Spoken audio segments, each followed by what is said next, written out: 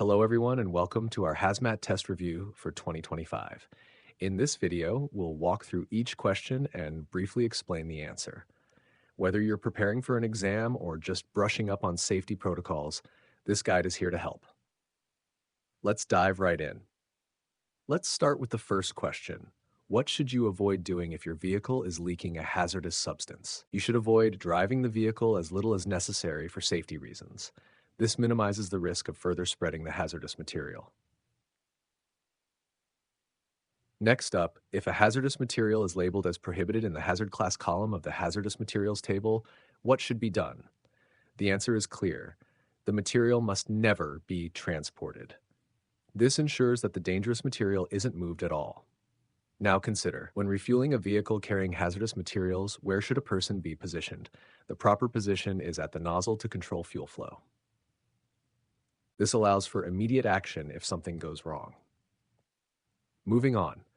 When transporting 2,000 pounds of phosphoric acid, what is the minimum required distance to park from the main road, unless briefly stopping for operations? You need to park at 300 feet. This distance helps reduce risks in case of a spill or accident. Next we have, what should be listed first on a shipping document for hazardous materials? It should state the official shipping name of the hazardous material. This is essential for proper identification and handling.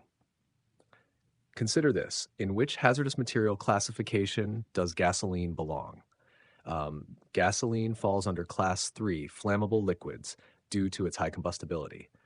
Now this one, if nitric acid is being stored, what is the maximum stacking height recommended during loading? It is recommended to stack it no higher than 2 feet. This keeps the load stable and safe. Here's another. Where must shipping papers be placed inside a vehicle carrying hazardous cargo for easy access? They should be placed on the dashboard, visible through the windshield, so that emergency responders can quickly access them. Next question. What type of pressure is used when activating parking or emergency brakes? The system uses spring pressure. This ensures the brakes engage reliably as a safety measure.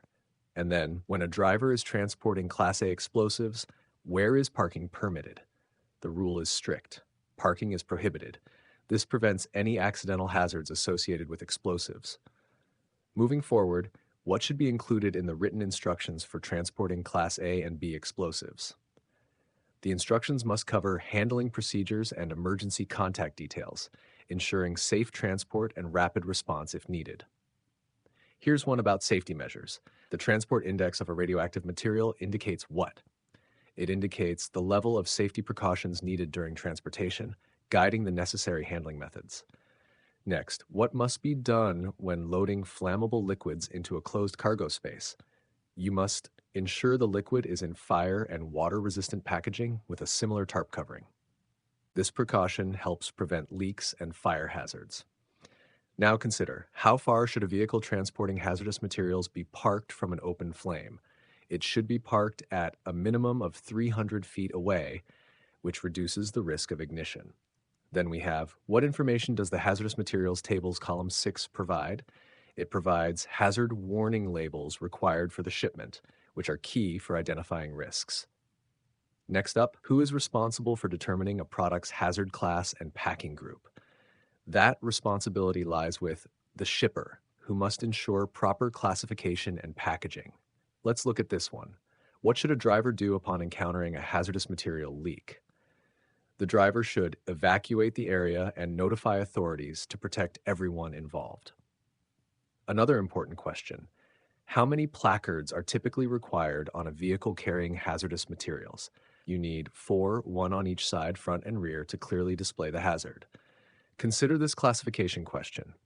Under which hazardous materials classification does battery acid fall? Battery acid is classified as Class 8 corrosive materials due to its corrosive nature. Okay, what is the primary purpose of the shipping paper for hazardous materials? Its purpose is to communicate the material's hazard class and handling details, ensuring everyone knows how to manage the risk. When the driver is not behind the wheel, where should shipping and emergency response papers be kept? You'll want to keep them in the driver's door pouch or on the driver's seat. This ensures the papers are easy to grab, and in clear view when you need them most. What are the dimensions of a hazardous materials placard? The correct size is 12 inches by 12 inches. This is the standard measurement, ensuring the placard is visible and easily recognized. Out of the 3 available lists used by drivers, shippers, and carriers to determine whether a substance is regulated, which one is included? The list you're looking for is the List of Hazardous Substances and Reportable Quantities. This list helps identify substances that need to be handled with extra care due to their hazardous nature. Is it correct that a written route plan is required when transporting Division 1? 1. Explosives? Yes, it's true. A written route plan is mandatory for safety, ensuring explosives are transported along the safest path. Identify the correct hazardous material class or division for white phosphorus. White phosphorus falls under Class 4 flammable solids. This classification is due to its extreme reactivity and potential to ignite when exposed to air. An AW on the hazardous material table means it indicates that the material is only restricted when shipped by air and/or water. This tells you that specific transport modes have unique restrictions for certain materials. What does it signify if the word forbidden appears in the hazardous materials class column? If you see forbidden, it means the material is prohibited for transportation under any circumstances. This indicates the substance is too dangerous to be transported at all. What is the appropriate approach for handling railroad crossings if your vehicle is placarded?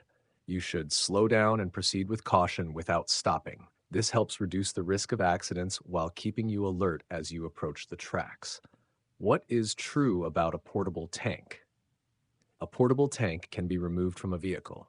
This makes it versatile and easier to transport liquids or gases safely when removed from the vehicle. Federal regulations require that hazardous material employers train their employees at least once every. The correct answer is 3 years.